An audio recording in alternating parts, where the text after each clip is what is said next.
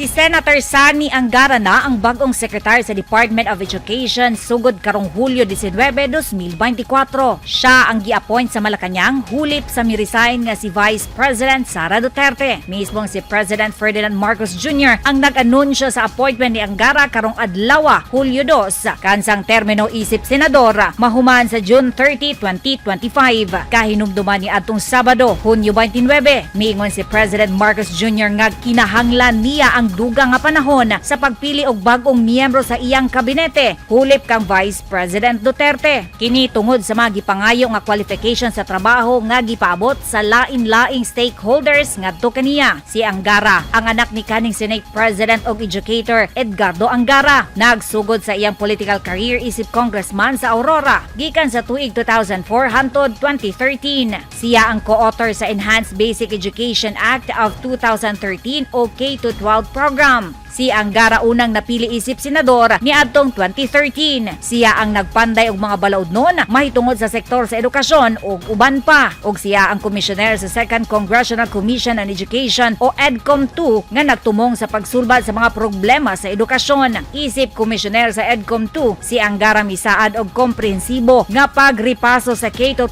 program. Ubo sa iyang pagdumala, gisugdan ni Sara Duterte ang pagripaso sa K-12 curriculum taliwala sa kakusog nga panawagan sa publiko nga usbon kini og ibasura.